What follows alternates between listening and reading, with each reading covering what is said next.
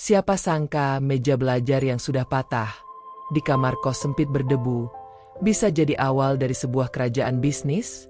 Bukan kisah orang kaya, bukan cerita yang indah dari awal. Ini tentang seseorang yang ditolak, diremehkan, dihina, tapi tetap bertahan. Ia mulai dari nol, tanpa koneksi, tanpa modal, bahkan nyaris tanpa harapan. Tapi justru dari situlah Tuhan bukakan pintu-pintu yang dulu mustahil.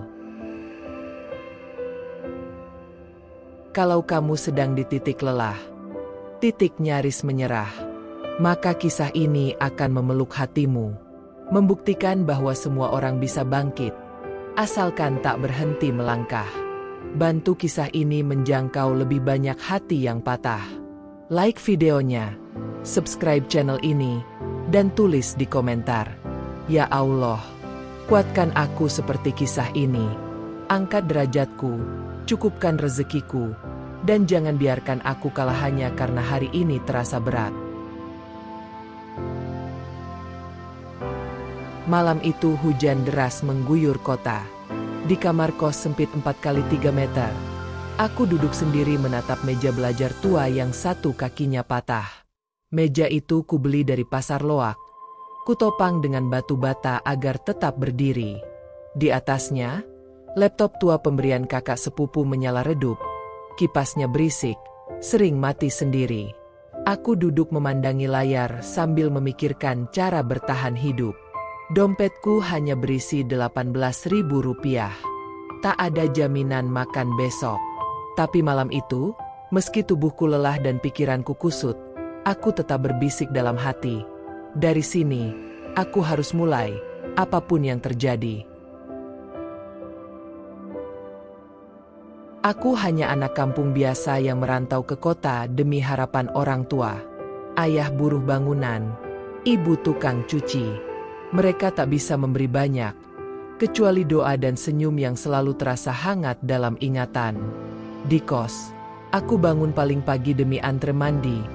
Kadang harus pakai air sisa ember cucian karena air sering mati.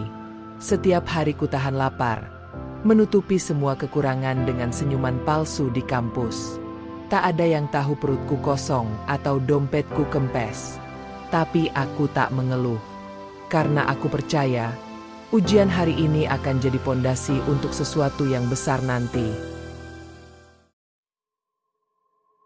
Setiap malam, aku duduk di depan meja belajar patah itu, mengetik sambil menahan pegal dan kantuk. Pencahayaan dari lampu kecil membuat mataku cepat lelah. Tapi aku tak peduli. Laptop yang sering panas dan mati sendiri tetap kupaksa hidup. Karena hanya itu yang kupunya untuk mulai merintis sesuatu. Aku belajar jualan online, melihat-lihat harga baju bekas di marketplace, sambil membayangkan bagaimana caranya bertahan dari hari ke hari. Meski semuanya serba terbatas dan seadanya, aku percaya tempat sempit ini menyimpan harapan. Meja patah itu menjadi saksi bahwa aku sedang berusaha dengan segala yang aku miliki. Usaha pertamaku dimulai dari hal paling sederhana, menjual baju bekas dari pasar loak. Aku memilihnya satu-satu, menyetrika hingga rapi, lalu memotretnya pakai kamera HP usang. Modal awalnya hanya Rp50.000, hasil dari menyisihkan uang makan selama 2 minggu. Dengan tangan gemetar, aku unggah foto-foto itu ke grup jual beli. Tak ada yang beli hari pertama. Tapi aku tak mundur. Setiap malam ku perbaiki caption, ku cari trik baru. Aku tidur sambil memeluk harapan kecil. Semoga satu orang saja tertarik. Karena buatku, satu pembeli berarti satu langkah menjauh dari kelaparan, dan satu langkah lebih dekat ke kehidupan yang layak. Hari-hariku penuh lelah. Siang kuliah, malam menyetrika, subuh kirim paket ke ekspedisi dengan jalan kaki. Kamar kos jadi tempat tidur sekaligus gudang. Kadang aku tertidur di meja, kepala bersandar di tumpukan baju bekas. Tapi justru di sana, aku merasa hidup. Meski lapar, meski sendirian, aku punya harapan. Setiap baju yang kupaketkan adalah bukti bahwa aku masih berjuang. Tak ada yang melihat, tak ada yang peduli. Tapi aku tahu, Allah Subhanahu wa Ta'ala melihat semuanya. Dan selama itu, aku tak akan berhenti. Dari meja patah inilah aku memilih bertahan, meski perlahan, meski sering menangis diam-diam. Tak semua orang percaya dengan perjuanganku. Di kampus, ada yang mencibir. Masa jualan baju bekas bisa bikin kaya? Katanya sambil tertawa bersama teman-temannya. Kata-kata itu menusuk, tapi ku telan. Mereka hanya tahu hasil, bukan perjuangan. Mereka tak tahu bagaimana rasanya menahan lapar demi beli plastik kemasan. Malam itu aku menangis diam-diam. Tapi esoknya tetap bangun lebih pagi untuk packing. Aku sadar, aku bukan siapa-siapa bagi mereka. Tapi aku juga tahu, diam dan minder tak akan membawaku kemana-mana. Jadi aku terus jalan. Biarlah mereka tertawa, asal aku tidak menyerah pada nasib. Ada hari-hari ketika dompetku benar-benar kosong. Aku hanya makan nasi dan garam. Kadang 2 kali sehari, kadang hanya sekali. Perut perih, tubuh lemas. Tapi aku tetap bergerak. Aku tetap posting jualan, tetap kirim paket, tetap senyum di kampus. Tak ada yang tahu aku tidur dalam keadaan lapar. Tapi aku tak berani mengeluh, karena aku tahu, di luar sana banyak yang lebih parah dariku. Yang kupunya hanya satu, semangat. Mungkin tubuhku kalah, tapi aku tak ingin jiwaku ikut jatuh. Karena kalau aku menyerah sekarang, semua luka yang sudah kujalani akan sia-sia. Suatu hari, pengiriman salah alamat.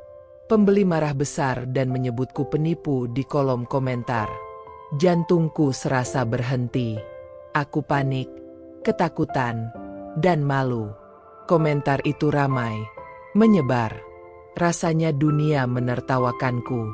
Malam itu aku menangis di atas meja belajar. Ingin menyerah, ingin berhenti saja.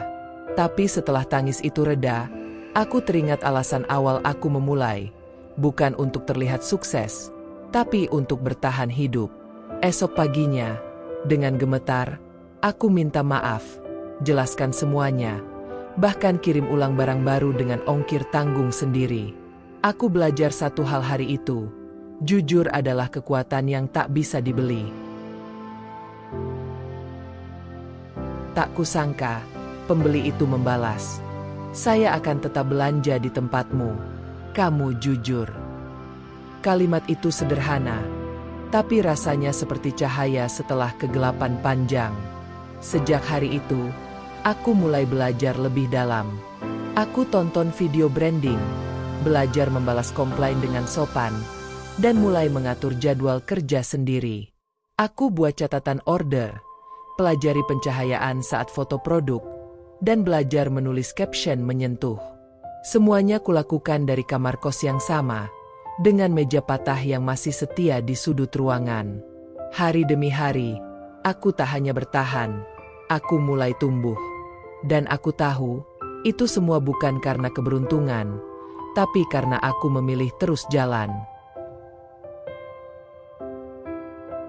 Meski masih ada yang mencibir, aku sudah tak peduli. Dulu aku diam dan menangis. Sekarang aku balas dengan karya. Aku tak butuh pembenaran dari orang yang tak tahu rasaku. Aku tak minta dipuji, cukup diberi ruang untuk terus bertumbuh.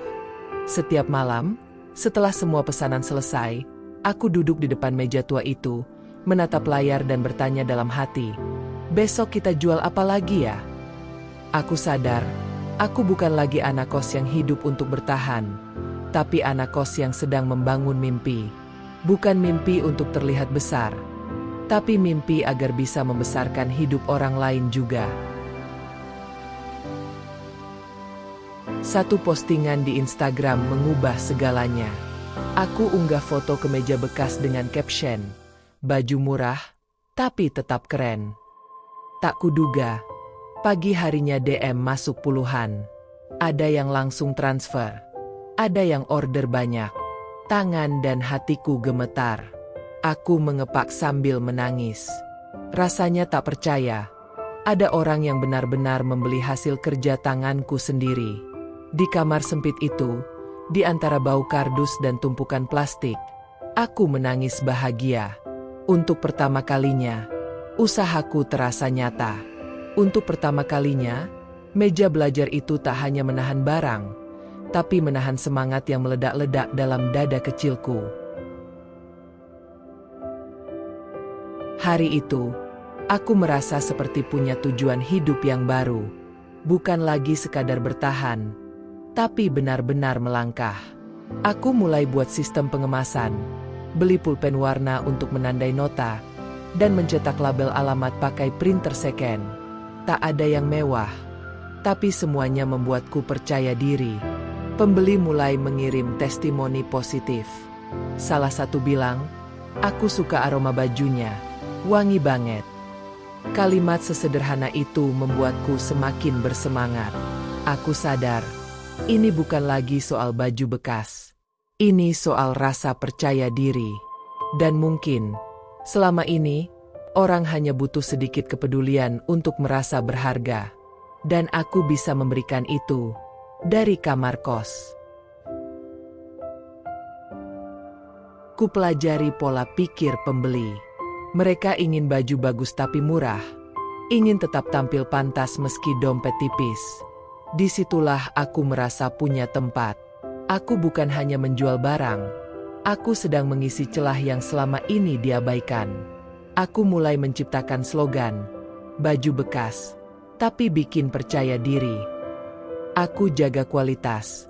Pastikan setrika rapi, tambahkan semprotan parfum. Aku bahkan tulis surat kecil bertuliskan, "Terima kasih sudah belanja di sini." Semua kulakukan sendiri, kadang sampai subuh. Tapi aku tidak mengeluh.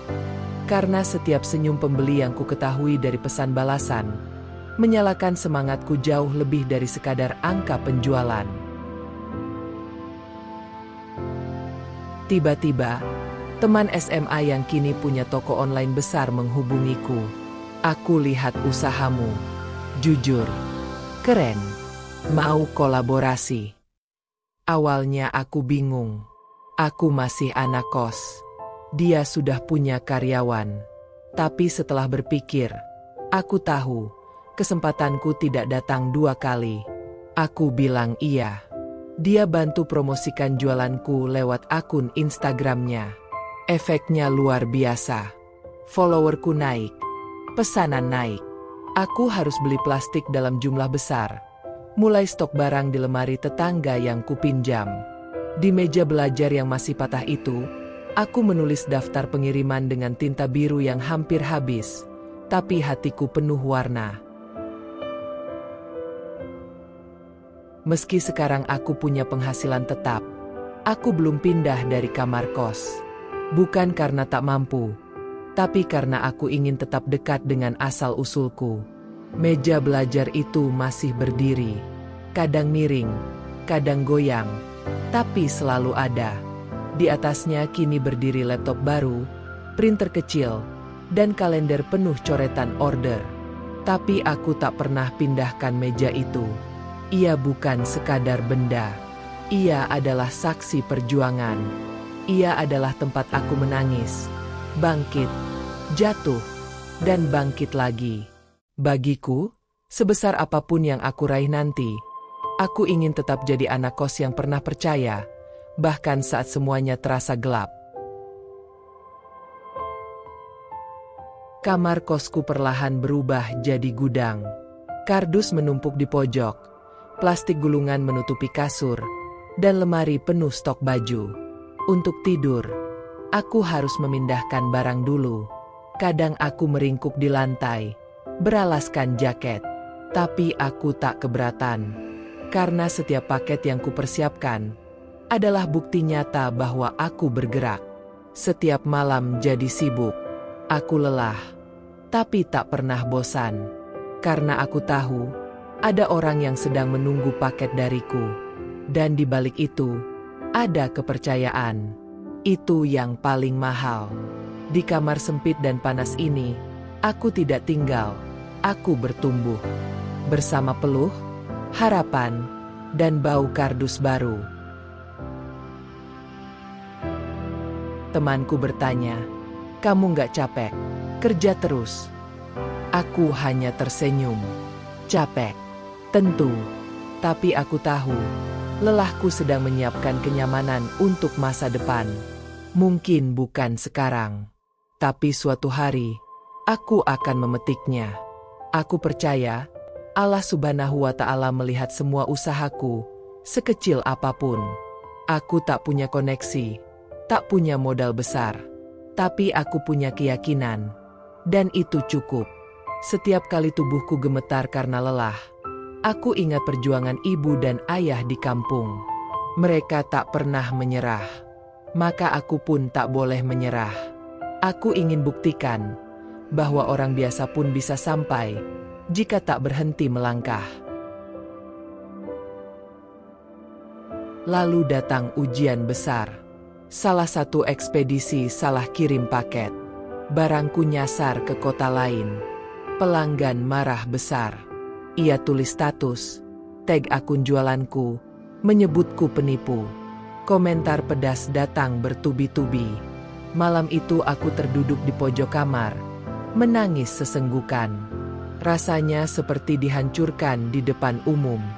Aku ingin hilang, ingin berhenti.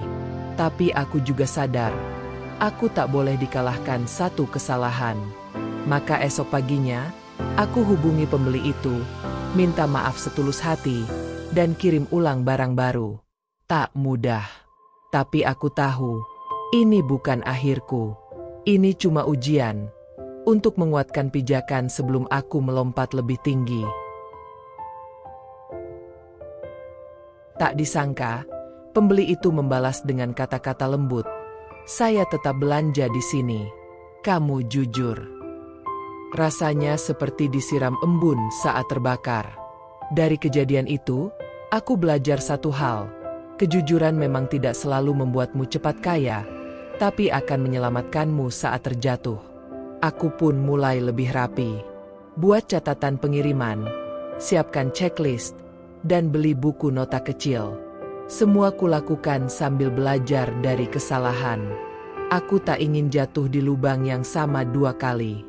Setiap komplain dari pelanggan kini kutanggapi sebagai cermin. Bukan untuk marah, tapi untuk tumbuh. Karena semakin besar langkah, semakin besar tanggung jawab yang menunggu. Aku mulai menata semuanya. Beli plastik dalam jumlah besar, cetak stiker toko, beli alat setrika uap bekas. Uang hasil penjualan tak langsung kugunakan, tapi kuputar untuk stok dan peningkatan. Aku belajar membuat sistem sederhana. Pencatatan, pengemasan, hingga pelayanan. Bahkan kuatur waktu untuk istirahat. Aku tak mau usahaku besar tapi ragaku tumbang. Aku pelajari manajemen waktu, menulis target harian, dan mengubah pola hidup. Semuanya kupelajari otodidak, sambil sesekali mengeluh pelan pada meja patahku. Tapi ia tak pernah menjawab. Ia hanya diam, seperti berkata, "Aku pernah menopangmu saat kau rapuh. Kini, saatmu berdiri tegak." 3 tahun berlalu. Meja itu masih ada, tapi kini berdampingan dengan meja baru yang lebih kokoh. Di sebelahnya ada printer, rak file, dan kalender besar penuh catatan order. Aku kini tinggal di rumah kontrakan kecil, tapi bagiku, ini istana. Karena di sini aku bisa tidur tanpa harus menggeser kardus dulu. Tak ada lagi bocoran atap, tak ada lagi lapar di malam hari. Dan saat orang tuaku datang berkunjung, mereka menangis. Ibu mengusap meja patah itu dan berkata, "Masih kamu simpan?" Aku mengangguk. Karena di sanalah mimpi kami dulu pernah nyaris mati, tapi akhirnya hidup kembali. Aku tak akan pernah lupa malam itu. Kami makan bersama dengan menu sederhana, telur dadar, tempe goreng, dan teh hangat. Tapi semuanya terasa mewah. Bukan karena makanannya, tapi karena kami sudah melewati masa paling gelap bersama. Ayah yang biasanya pendiam menepuk bahuku dan berkata pelan, "Kami bangga padamu." Rasanya dadaku meledak. Itu kalimat yang kutunggu seumur hidup. Ibu memelukku lama, dan aku menangis di pelukannya. Dalam diam, aku berdoa, semoga Allah Subhanahu wa Ta'ala mencatat semua air mata kami sebagai saksi bahwa keluarga sederhana ini pernah melawan dunia dengan cara yang paling sunyi. Meski bisnis terus tumbuh, aku tetap hidup sederhana. Aku tak mau lupa rasanya tidur kelaparan, berjalan kaki kirim paket, dan menangis sendirian di kamar kos. Semua itu adalah bagian dari diriku. Aku kini bisa menggaji 2 orang tetangga untuk bantu packing.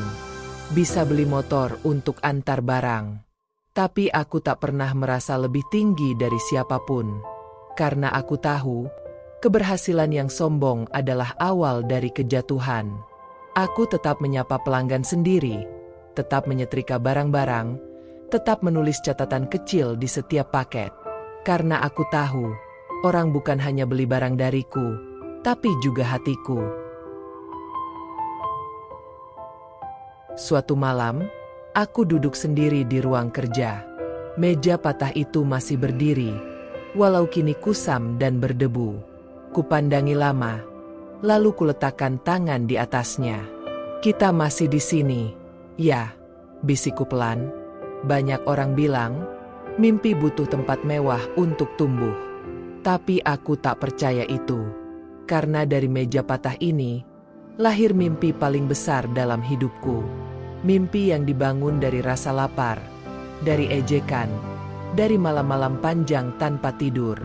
Dan kini, saat aku menatapnya, aku tahu, aku tak akan pernah melupakan siapa aku, dan dari mana semuanya dimulai."